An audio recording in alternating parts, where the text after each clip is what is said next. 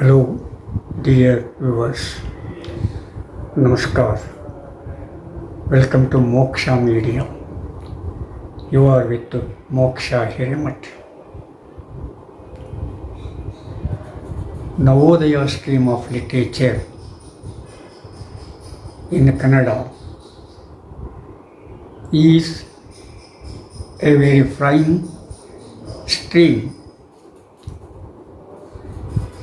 It covered all forms of literature such as poetry, prose,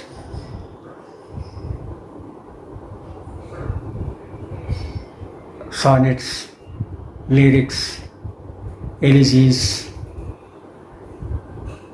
epics, narratives, odes, and etc. Novels, short stories, essays, plays, and to a little extent folklores. We can see the nature of Navodaya literature in these forms.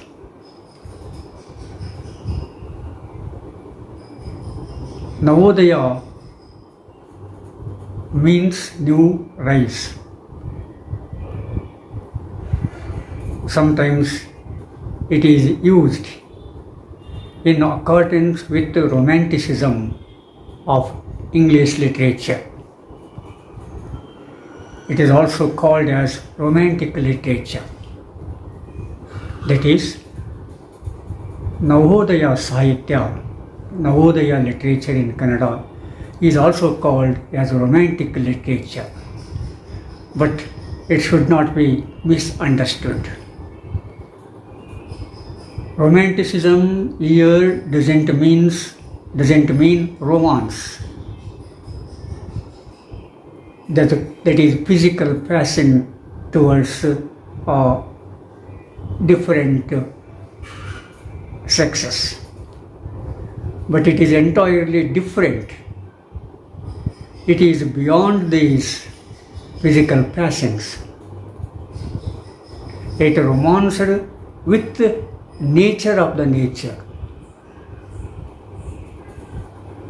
The romantic period, that is Navodaya period, Navodaya stream of literature, is started in 1920 and goes up to 1945-50.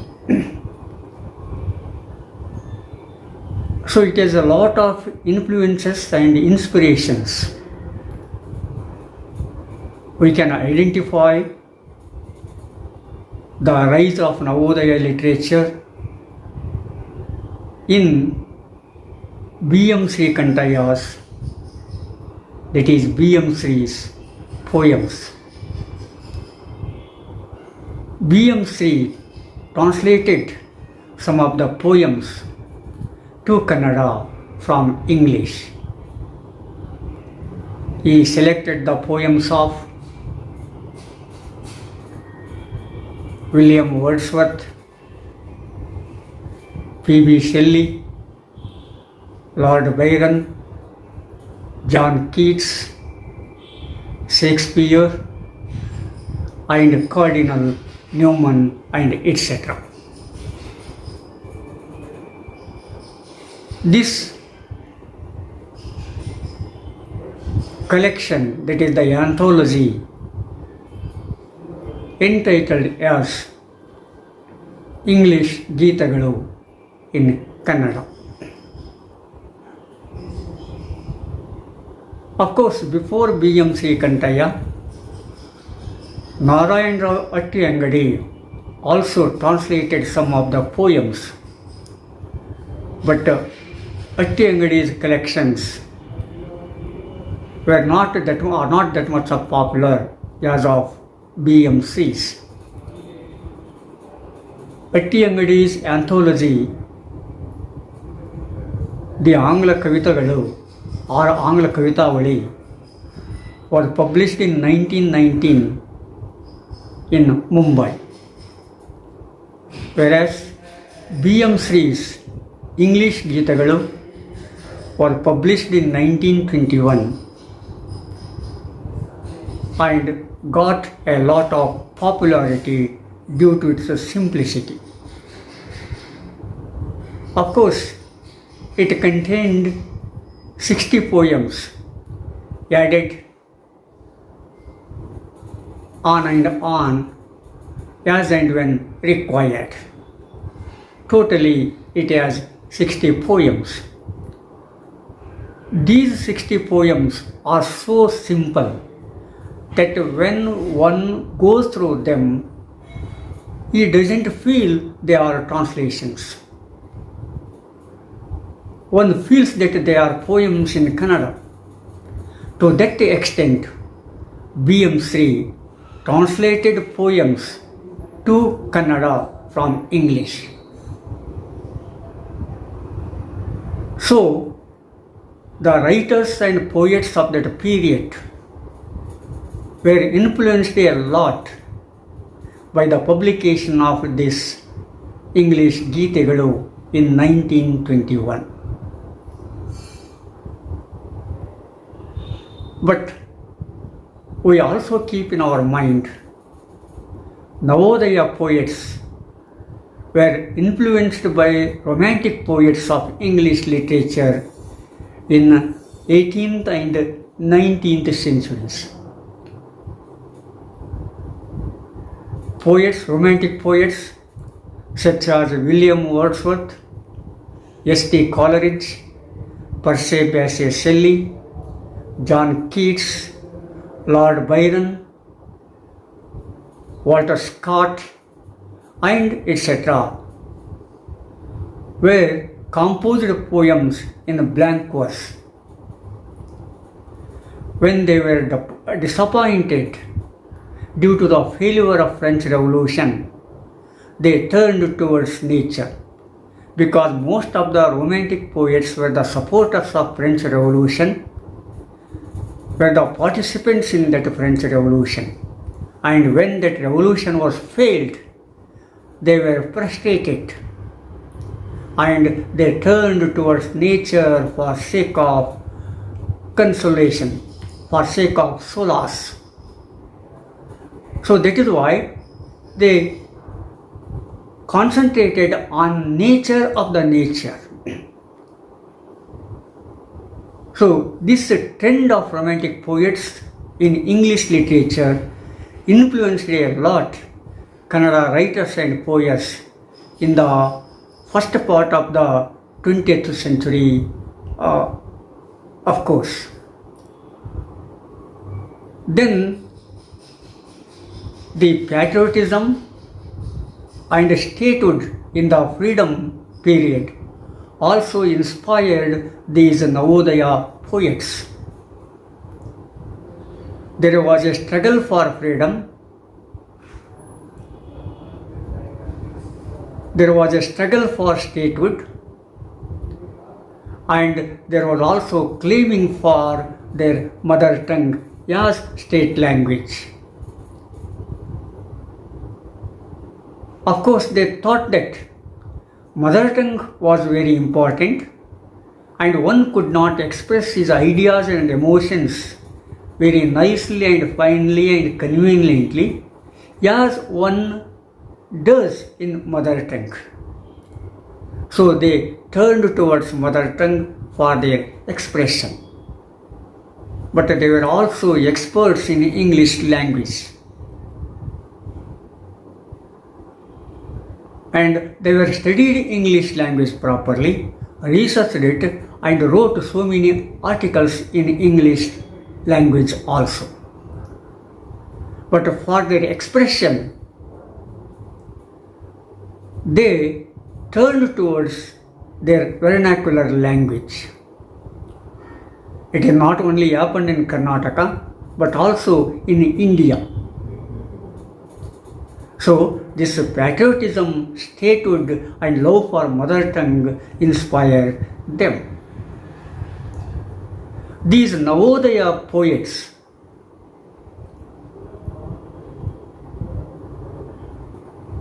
are committed to the mundane life. They see life is meaningful. They did not say life was meaningless as their ancestors, but they see a sort of meaning in the life and they committed to that life. They committed to mundane life, that is earthly life, and at the same time they concentrated beyond the earthly life.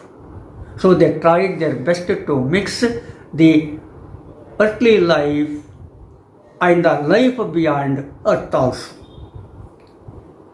So for that they used the spiritual considerations.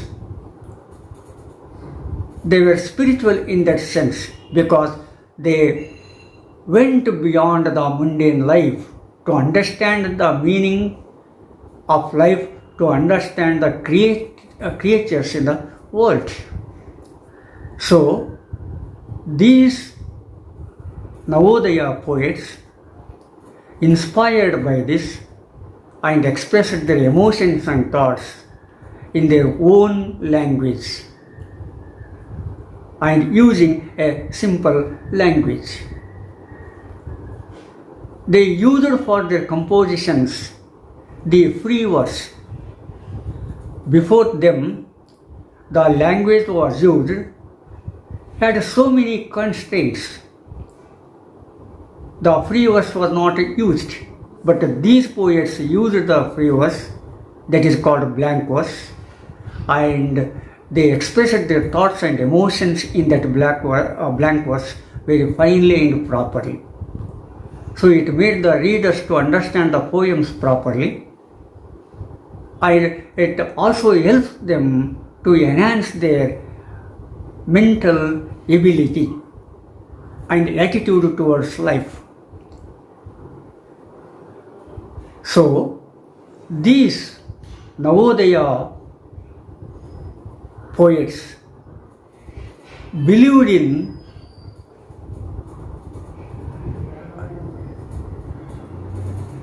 what is that? In Satyam Shivam Sundaram concept. In one way or another way, they are committed to this Satyam Shivam Sundaram concept in order to make a beautiful life more beautiful. So in that context, the Navodaya poets tried their express to compose the poems. So many popular poets were emerged out of it after B.M. Sri's English Geetagal. B.M. Sri was a professor of English in Maharaja's College of Mysore under the Mysore province, that is under Odias at that time. So many students so many poets were the students of him.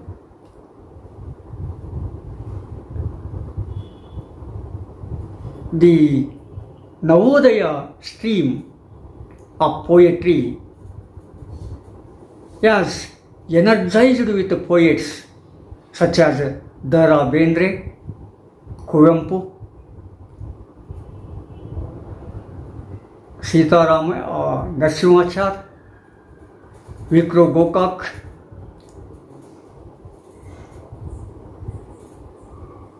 and others in poetry, and Shivram Karant in novels, Masti Venkatesh Iyer in Shastra stories, E.N. Murthy Rao in essays, and T.P. Kailasam in dramas and and of course Adya Rangacharya also in dramas. So such celebrities were emerged out of this romantic stream of Kannada literature between 1922-1945 and onwards. And they strengthened the Kannada literature. They introduced in Kannada literature different arenas using the blank verse. Before that, blank verse was not used to that extent.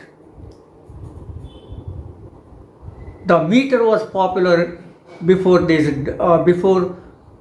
their days, but in Navodaya period, the blank verse became very famous, and that was used at their level best. And the readers understood it very properly and finely, and enhanced their mental ability. So, poets and writers brought forward the common people towards the beauty of the society, towards the beautiful society, and to make the beautiful life more beautiful. So, this romantic period, that is the Navodaya stream of Kannada literature, contributed a lot to Kannada literature, and actually it enriched Kannada literature. So we can quote so many works, that is the literary pieces, which are enriched the Kannada literature.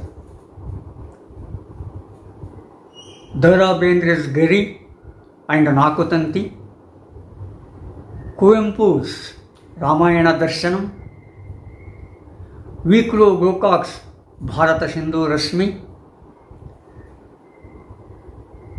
Masti Venkatesh Iyengar's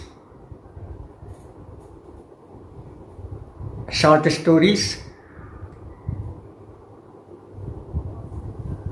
like Karseller Mangamma, etc., etc., and Shivaram Karan's Marali Mannige, Maimanagala Suliyalli, Bettara Jiva, and Mukajjiya Kanasagalu, and T.P. Kailasam's plays, one-act plays, and Adhyarangacharya's full plays. So these are some of the examples. There are so many examples. Due to constraints of the time, all the examples are not given here. But these are the representative pieces, these are the representative literary pieces. So these representative literary pieces enriched Kannada language and literature and culture to a great extent. And of course, I have already mentioned B.M. Sree's English Geetegalu, an anthology of translations to Kannada from English. That anthology set a ball roll on and on in the history of Kannada literature. And the persons who inspired and influenced by B.M. Sree and romantic poets of the English literature are considered as Navodaya poets and writers, or that period is considered as Navodaya stream of Kannada literature. So, Navodaya stream of Kannada literature, one of the streams in the history of Kannada literature, has enriched Kannada language like anything. And they have set a record by using blank verse in composing poems and articles. Prose and poetry have been displayed, have been exhibited very powerfully, very energetically in this Navodaya stream of literature. But actually, it achieved a lot in the field of poetry. It contributed mainly to the field of poetry. At the same time, other literary forms could not also be neglected, could not also be repudiated. So in such a way, the Navodaya stream of literature enriched Kannada language, literature and culture in a great way.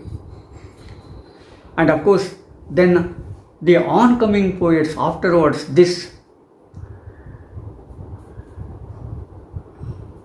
keeps Navodaya streams of literature as their model for expressing the emotions and thoughts. So, in this way, we have to look at the Navodaya stream of literature in the history of Kannada literature, and then only one can understand that Navodaya stream of literature properly and to a great extent. And at the same time, one can appreciate the Navodaya stream of literature in a greater way. So anyhow, much more things to be said. Due to time constraints, it cannot be done here.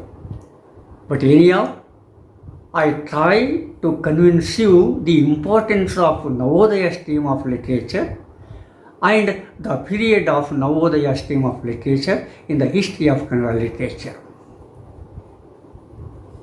Subscribe and share. See you in the next episode. Namaskar. Thank you.